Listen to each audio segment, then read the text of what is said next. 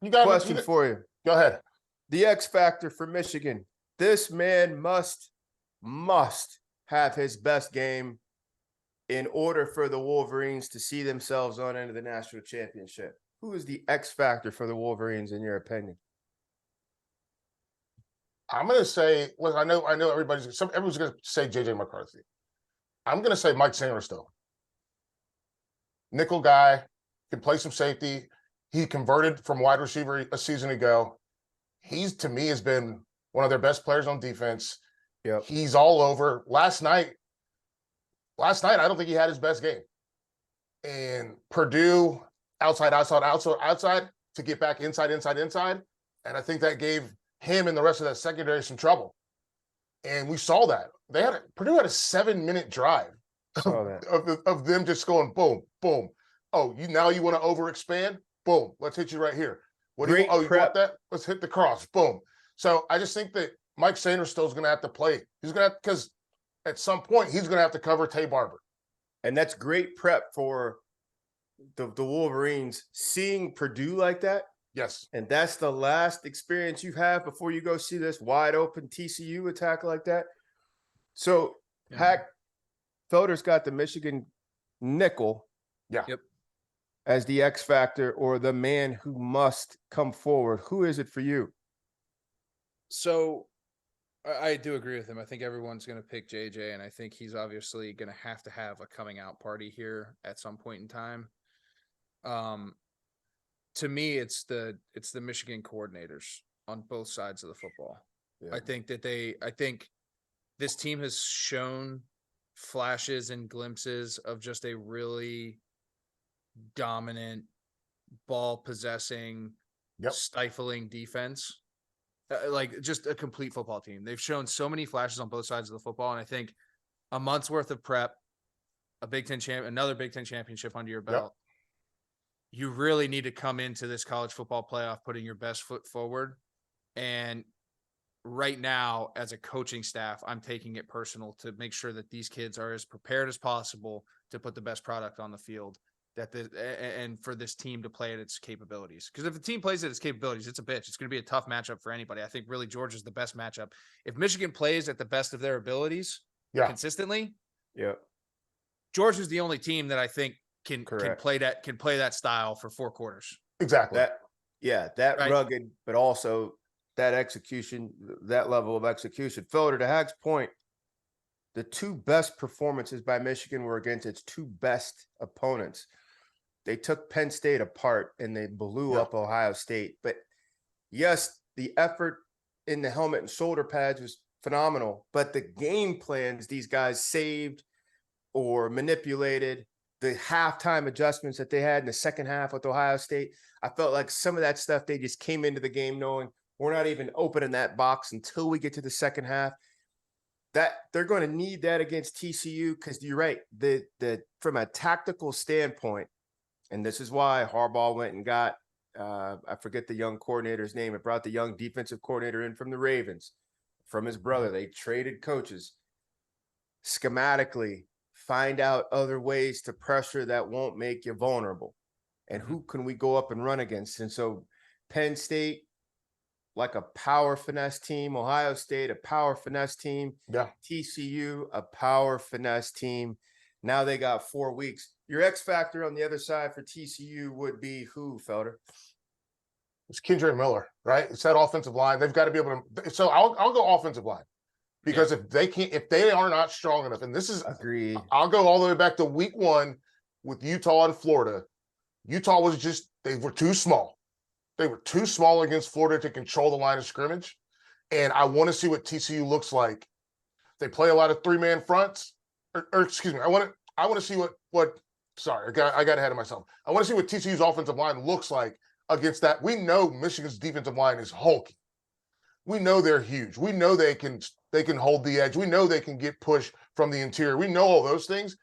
Can TCU generate space up front so that Kendra Miller can run? To me, that's the X factor, that TCU offensive line. And by the way, please help Max Duggan.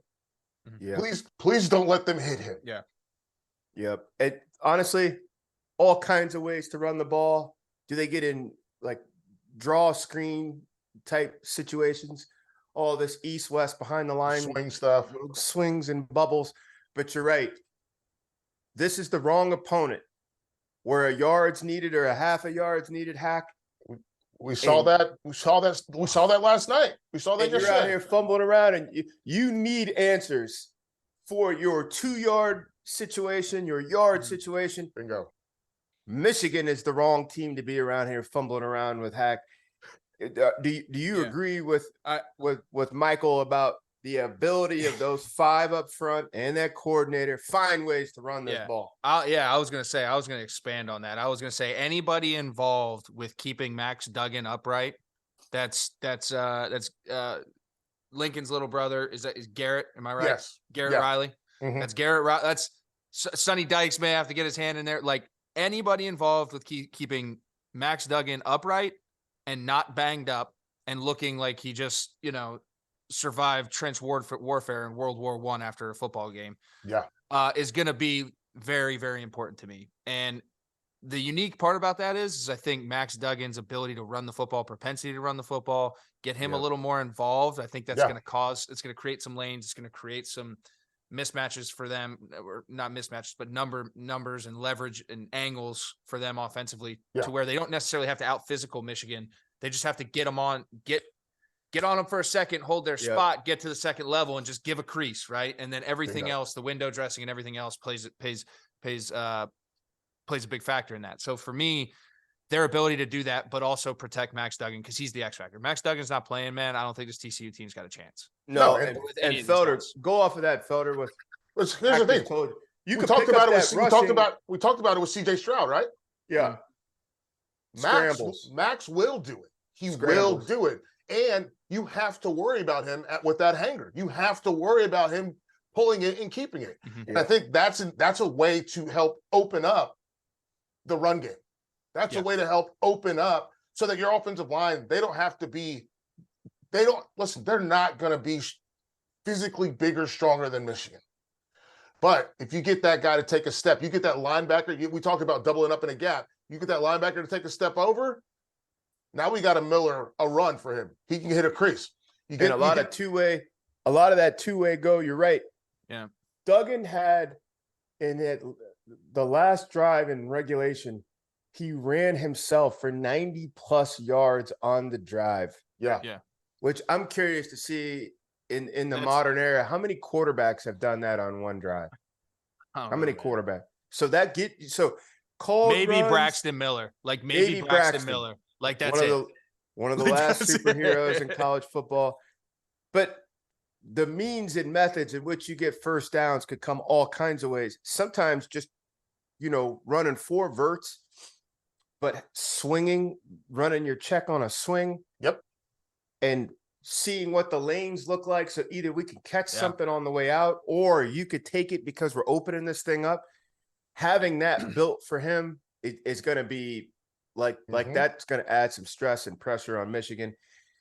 Where do you see that game going in your heart of hearts? TCU, Michigan. Felder, I'll start with you. I think Michigan's I think it's gonna be a very close game.